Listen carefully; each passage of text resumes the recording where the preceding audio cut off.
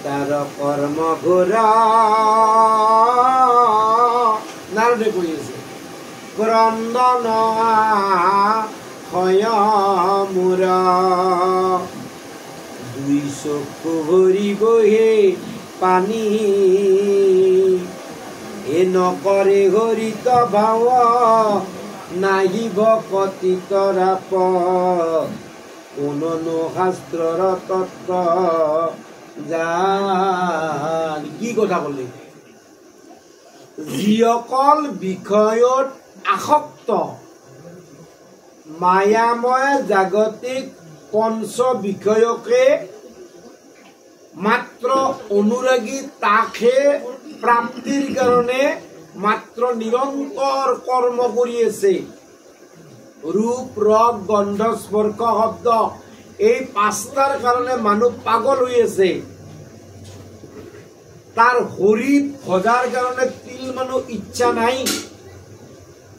ক'ত কেনেকে ৰূপ ৰস গন্ধ স্পৰ্শ শব্দ এই পাঁচটা ক'ত পায় তাতে মাত্ৰ চিন্তন সেইসকলক কৈছে নাৰদে কৈছে সিহঁতৰ অৱস্থা দেখি মোৰ চকু পানী ওলাই কিয় চকু পানী ওলাই বোলে ইহঁতৰ কৰ্মবিলাক ঘোৰ কৰ্ম কিয় বোলে সিহঁতৰ হৰিত তিল মানুহ ভাৱ নাই কি বোলে ভক্তিত ৰাপ নাই আৰু শাস্ত্ৰৰ তত্ত্ব কি জানাৰ কাৰণেও প্ৰযত্ন নকৰে কোনো পধ্যে প্ৰযত্ন নকৰে হে ৰাম তাকে হে বুলিয় কৰ্ম তাকে হে বুলিয় ধৰ্ম ও তাকে হে বুলিয় আয়ুষ্মন আতিশয় প্ৰেম ভাবে মাধৱৰ দুই পাৱে ভকতি কৰিলে যিটো জয় চাই সুন্দৰ কথা কৈছে কৰ্ম কাক বোলে আমিতো ৰাতিপুৱাৰ পৰা কত আমি কওঁ কি আমি কৰ্ম কৰি আছো কি আচলতে কৰ্ম নহয় ই কি বিকৰ্ম তাৰ পৰা পাপ উৎপন্ন হয়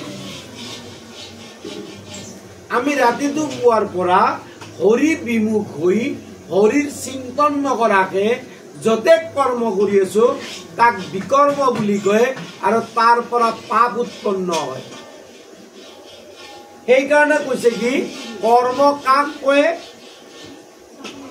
এই মহাপুৰুষ শংকৰদেৱে বহুতে ভাবিব পাৰে শংকৰদেৱে ভুল কথা লিখি গৈছে শংকৰদেৱে নহয় এই চতুৰ্থ স্কন্ধৰ এইখিনি কথা ৰত্নাকৰ মিশ্ৰ তেওঁ লিখিছে আৰু কৰবাত কৰবাত অনিৰুদ্ধ কায়স্থক পাই এই একে ইয়াতে ৰত্নাকৰ মিশ্ৰই কৈ আছে যে তাক কৰ্ম বুলি আৰু ধৰ্ম তাক বুলি কয় আৰু সেয়ে একমাত্ৰ কল্যাণকৰ য'ত ভগৱানৰ শ্ৰীচৰণত অতি প্ৰেম ভাবে যিজনে ভক্তি কৰে তেওঁ কৰা কৰ্মকে কৰ্ম বুলি কয় তেওঁ পালন কৰা ধৰ্মকে ধৰ্ম বুলি কয় আৰু তেওঁ কৰা কৰ্ম ধৰ্মৰ জৰিয়তে কি হয় বোলে কল্যাণ হয় আমাৰ সমাজত কি কয় কৰ্মই ধৰ্ম যিকোনো বস্তু হাবাৰে যাবাৰে পেটত খাই যোৱাটোকো কৰ্ম বুলি ভাবে চল চাতুৰি প্ৰবঞ্চনা কৰি উপাৰ্জন কৰা টকা কেইটাকো কৰ্ম কৰি আনা বুলি ভাবে হয় না নহয় আনক মাৰা ধৰা নিন্দা কৰা হিংসা কৰা ঈৰ্ষা কৰা এইবিলাকত কি বুলি ভাবে কৰ্ম কৰা বুলি ভাবে কিন্তু সেইবিলাকক কৰ্ম বুলি নকয় কৰ্ম হল সেইটো যাৰ দ্বাৰাই হৰি ভক্তি পৰায়ণ হৈছে হৰি ভক্তিযুক্ত হৈ যিয়ে কৰ্ম কৰে তাকে কৰ্ম বোলে হৰিত য'ত প্ৰেম হৈছে তাৰ নাম সেইকাৰণে শ্ৰীমদ ভাগৱত মহাপুৰাণ সংস্কৃত ভাগৱতৰ তাত কৈছে যে যি কর্ম করিলে ঈশ্বরত প্রীতি হয়, পরম প্রেম হয়, তাকেহে কেবল পরম ধর্ম বুলি কয়। যি কর্ম করিলে কৃষ্ণত পরম প্রেম হয়, পরম প্রীতি হয়, তাকেহে একমাত্র কর্ম বুলি কয়। ইয়াতে কৈছে, নাৰদে কৈছে বোলে সেইটোৱে কৰ্ম, সেইটোৱে ধৰ্ম। আর বেদবিদ গর্বে যাত হে সকল লোকত জ্ঞাত, সদগুরু দিলাই উপবিত, পাছে লইলা দীক্ষা মন্ত্র, জানয় আগম তন্ত্র, কিন্তু ভক্তি নকরে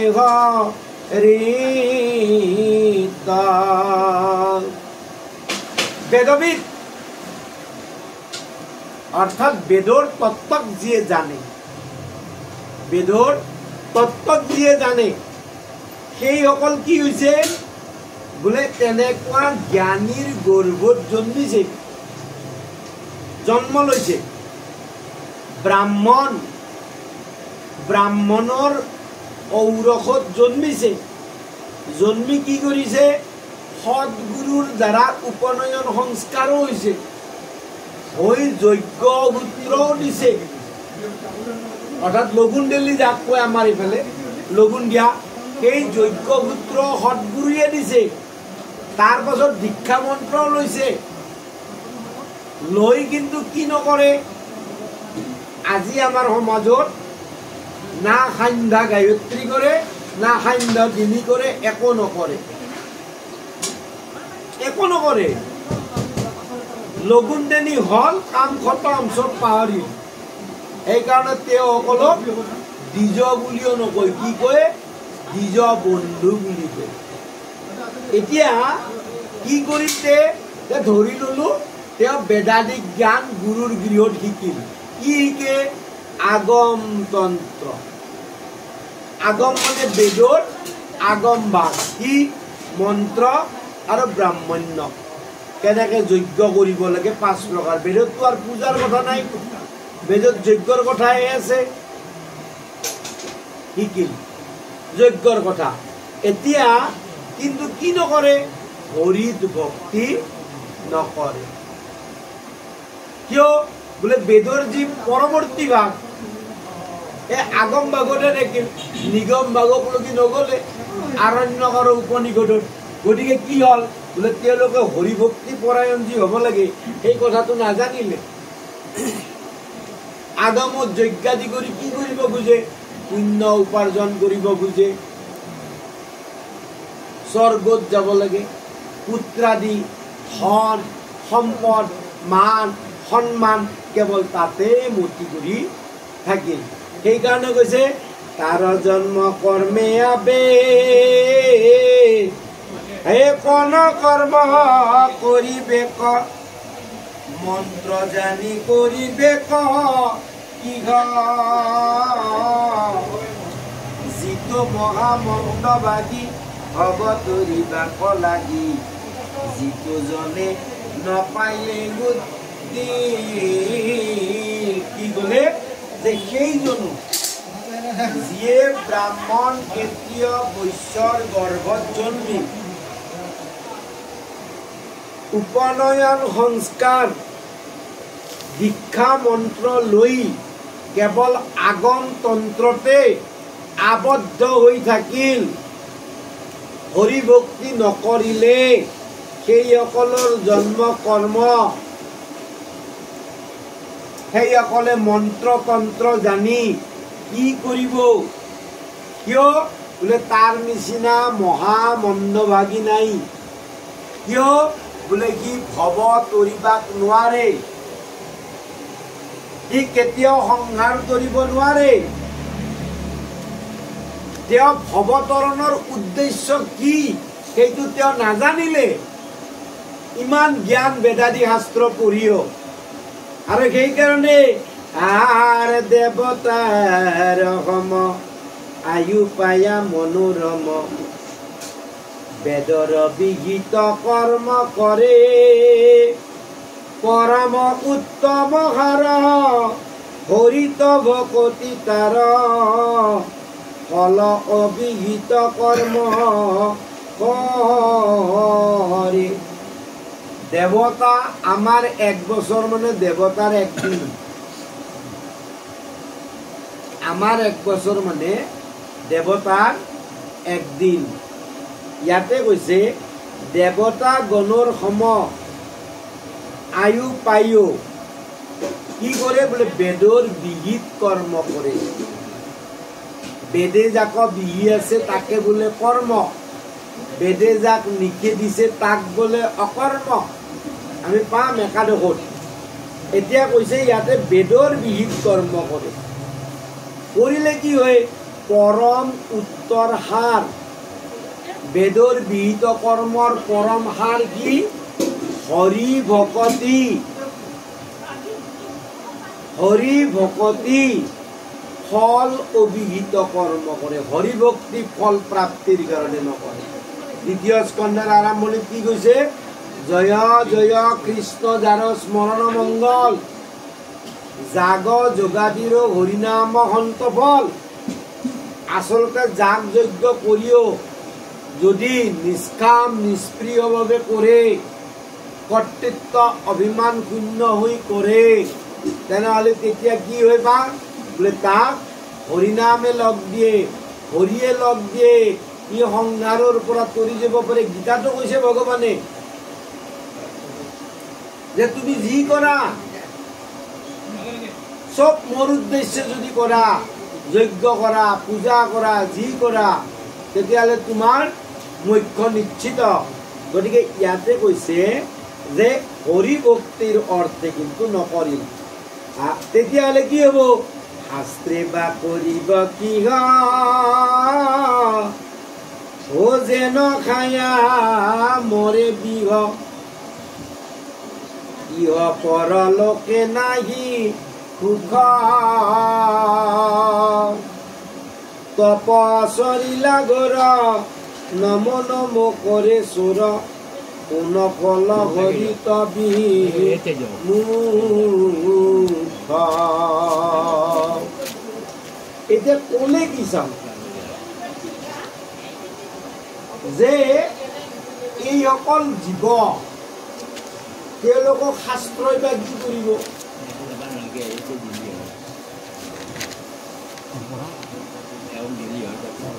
বি খাই মৰা বিষ কুম্ভ পয়ো মুখম। আগম মাৰ্গটো কেনে বোলে বিষ কুম্ভ পয়ো মুখম, বা আমি ক'ব পাৰো কি বোলে আপাত মধুৰা পৰিণাম দুখিতা। যজ্ঞাদি জপ তপ আদি যতে কৰ্ম আছে, ফল কামনা কৰা কৰ্ম, এই কৰ্মৰ দ্বাৰা জীৱৰ কি হয় বোলে আপাত মধুৰা। বেদৰ বাণীবিলাক অত্যন্ত মধুৰ, শুনি ভাল লাগে। তাত দ্বাৰা মোহিত হৈ কি কৰে বোলে তাত ফাঁচি যায়, আৰু ফচি যাই তেওঁলোকে আচল তত্ত্ব বেদৰ নাপায়। যদি নাপায় কি হয় বোলে আপাত মধুৰ। কিন্তু তাৰ পৰিণামটো কি বোলে বৰ বেছি পুণ্য হ'ল, বা পুত্ৰাদি পালে, অংগৰাজাৰ দৰে যজ্ঞ কৰি পুত্ৰ পালে, বেয়া নহ'ল। সকলোৱে বেয়া নহয়, কিন্তু তথাপিতো পুত্ৰাদিৰ পৰা সুখ বা দুখে পাব, আনন্দ পাব নোৱাৰে। যদি স্বৰ্গাদি পায় তাতো সুখ পাব, আৰু চিনে পুণ্যে মৰ্দলোকে বিচন্তি। পুণ্যক্ষয় হলে পুনৰ আৰু এই সংসাৰলৈ আহি নানা জনিত জন্মি মৰি নানা দুখ প্ৰাপ্তি হ'ব। সেইকাৰণে ইয়াতে কৈছে যে সেই কৰ্মবিলাক কৰিয়ে বা কি লাভ হ'ল? বি খাই মৰা হেন হৈছে। ইহ পৰলোকে নাহি সুখ, না এই লোকত সুখ না পৰলোকত সুখ পাব। গতিকে কি তপ ঘোৰ তপস্যাই কৰিল বা নমনময় কৰিল, যদি হৰি বিমুখ হৈ ভগৱানৰ নামৰ ইমান মহিমা যে কোনোবাই যদি ৰাম বোলে বা কৃষ্ণ বোলে বা হৰি বোলে যাদৱ বোলে মাধৱ বোলে তেনেহ'লে এই সংসাৰৰ পৰা তৰি যায়। তেনেহ'লে আমাৰ সন্মুখত আমাৰ সংসাৰত মানুহে ৰাম কৃষ্ণ হৰি বুলি থকা নাই নেকি? আছে। কিয় তৰি যোৱা নাই? কিয় কষ্ট খাই আছে? বোলে কাৰণটো হৈছে যে ৰাম কৃষ্ণ হৰি যদিও বুলি আছে মুখেদি বুলি আছে, মুখেদি। কিহেদি বোলা নাই? বোলে মনেদি বোলা নাই। পাপ কাৰ? মনৰ। পুণ্য কাৰ? মনৰ। স্বৰ্গ কাৰ? মনৰ। নৰক কাৰ? মনৰ। মনৰ কল্পনাইতো সমস্ত সংসাৰ, চব মনৰ। তেনেহ'লে ৰাম নাম কাৰ কাৰণে? মনৰ কাৰণে। কিন্তু লৈ আছো কিহেদি? মুখেদি। মুখেদি লৈ আছো। তেনেহ'লে মোৰ চিত্ত শুদ্ধ হয় কেনেকে? মন শুদ্ধ কেনেকে হয়? ঔষধ পালি খোৱাই নাই মই ঠিককে। পৰিণাম স্বৰূপে আমি দেখাত শৰণ লৈছো, কিন্তু আচলতে ঈশ্বৰত শৰণ লোৱা নাই। শৰণ ক'ত লৈছো? যোৱাকালিও কৈ আছে, অমুক সত্ৰাধিকাৰত তাতে, অমুক শৰণাচাৰ্যত তাতে, অমুক সংঘ বা সত্ৰত শৰণ লৈছো। অৰ্থাৎ ঈশ্বৰত আমি শৰণ লোৱা নাই। আচ্ছা, ঈশ্বৰত নলোৱা নাই, তুমি গুৰুত্ব লোৱা।